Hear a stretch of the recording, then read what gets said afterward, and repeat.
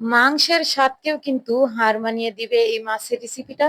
শুধুমাত্র কয়েকটা টুকরো করা মাছ ছিল ফ্রিজে, সেই মাছ দিয়ে কিন্তু এত মজার একটা রেসিপি বানিয়ে নিলাম, যেটা বানিয়ে নেওয়ার পরে আমি তো পুরোই অবাক হয়ে গেলাম।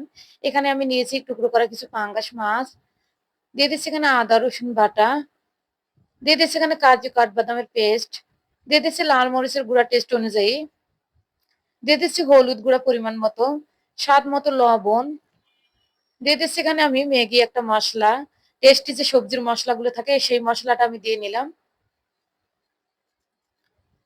দিয়ে নিলাম এখানে লেবুর রস। এখন এখানে সরিষার তেল এড করে আমি ভালোভাবে মাছটা কিন্তু ম্যাগনেট করে নিব। আর এটা ম্যাগনেট করে কিন্তু আমি সাইডে 15 মিনিটের জন্য রেখে দিব ঢাকনা দিয়ে। খুব সহজ ও মজার রেসিপি পেতে আমার চ্যানেল ও পেজটিকে ফলো করে পাশে থাকতে পারেন, যাতে আমি আপনাদের মাঝে আরো নতুন নতুন ভিডিও নিয়ে আসতে পারি। এখানে আমি দিয়ে দিলাম পেঁয়াজ কুচি, দিয়ে দিলাম তেল। এখন আমি উপর দিয়ে কিছু রসুন কোয়া দিয়ে দিলাম। এখন আমি এখানে দিয়ে দিলাম স্বাদ মতো লবণ, পরিমাণ মতো হলুদের গুঁড়া, দিয়ে দিচ্ছি এখানে ভাজা জিরা গুঁড়া 1 চা চামচ। ভালোভাবে পেঁয়াজের সঙ্গে আমি মিক্স করে কষিয়ে নিচ্ছি। দিয়ে দিলাম এখানে কিছু গোটা কাঁচা মরিচ। এখন সেই ম্যাগনেট করা মাছটা আমি দিয়ে দিলাম। দিয়ে দিয়ে এখন মসলার সঙ্গে কিন্তু ভালোভাবে কষিয়ে নিব।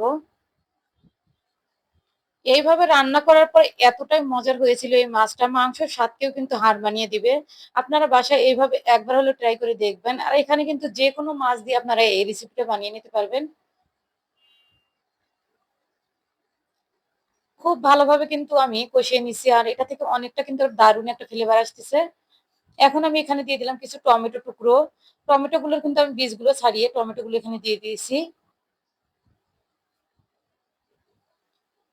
টমেটো দেওয়ার পরে আবারও আমি কিছুক্ষণ ঢাকনা দিয়ে এটা কষিয়ে নিব। আর এখানে কিন্তু আমি কষিয়ে নিতে নিতে কয়েকটা মাছের টুকরো কিন্তু ভেঙেও দিব। খুব সহজভাবে দেখে দিচ্ছি। আর সহজ হলো এই রেসিপিটা বানিয়ে কিন্তু আমি একবারে তৃপ্তি করে এটা দিয়ে ভাত খেয়ে নিয়েছি। তাই আপনাদের সঙ্গে শেয়ার করলাম। আর আপনারা এভাবে বানিয়ে ট্রাই করে দেখবেন। এখানে আমি দিয়ে দিলাম ভাজা জিরা গুঁড়া আবারও।